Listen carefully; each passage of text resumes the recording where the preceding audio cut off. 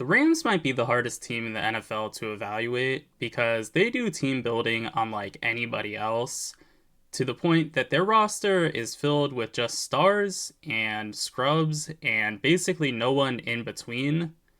And unfortunately for them, they have more Darian Kendricks than they do Aaron Donalds. But let's take a look at their roster as a whole.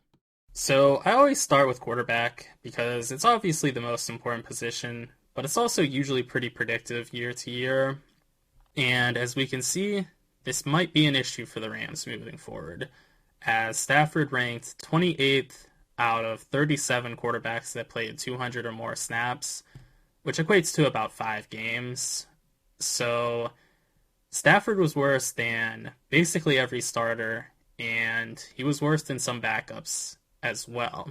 I'm going to be doing a video on advanced stats, and one of them will be on expected points added, but just to give you a quick rundown on what it is it prescribes a point value to whatever position you are on the field. So if you do better than you're expected to do based on historic data, you get a positive number, and obviously if you do worse than you were expected, so say you don't get a field goal in a position where you're definitely in field goal range, you're going to get a negative number. And this CPOE is a composite metric that combines a lot of things together to evaluate what is predictive for this season towards next year.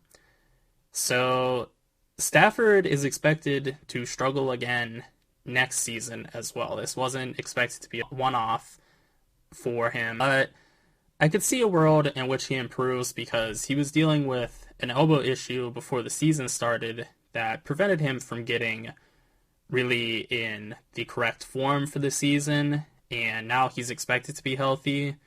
But his issue is similar to the Tommy John's issue that a lot of baseball pitchers have, and that can just destroy careers. So there's really no telling if Stafford will be better or even worse this upcoming year.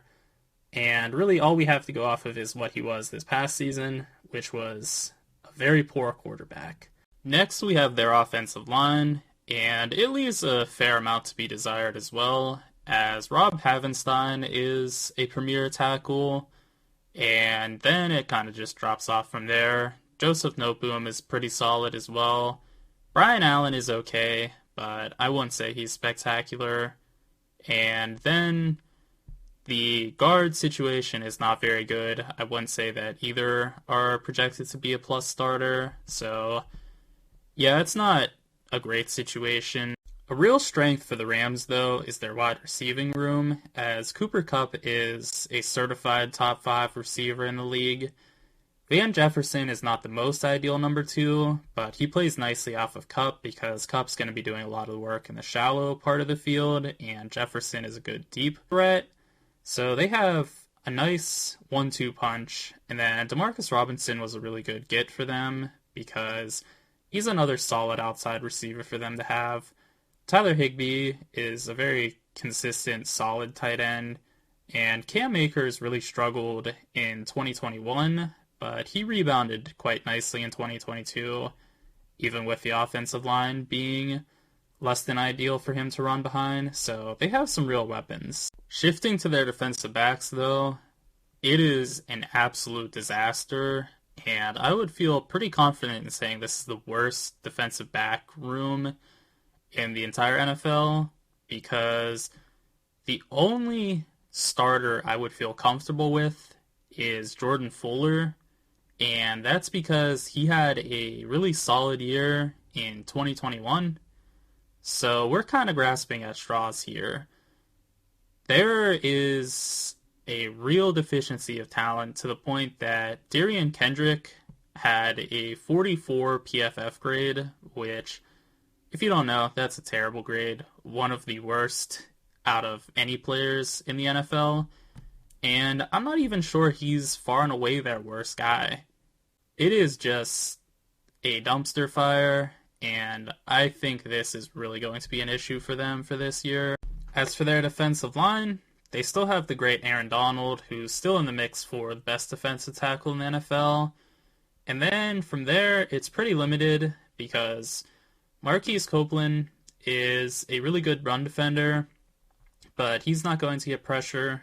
And Michael Hoyt is the same way. So teams are really going to be able to sell out to stop Aaron Donald. And sure, Donald will still be able to get pressure against double teams and even triple teams if teams go that aggressive against him. But they don't have Leonard Floyd anymore, and they don't have anybody like him that can get in when teams aren't really prepared to stop two guys. So I think their defensive line is going to be a bit weaker this year than it has been in years past.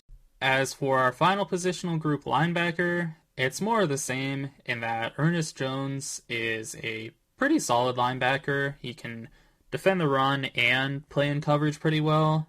And then it's question marks after him because Christian Osboom is expected to be their second starter, and he played 11 snaps as a linebacker last year. So that should tell you he doesn't have very much experience at the position. So it's hard to project for what the linebacking duo will look like, as we basically don't know who half of the position is going to be. Finally, at coach, Sean McVay is still a boy genius.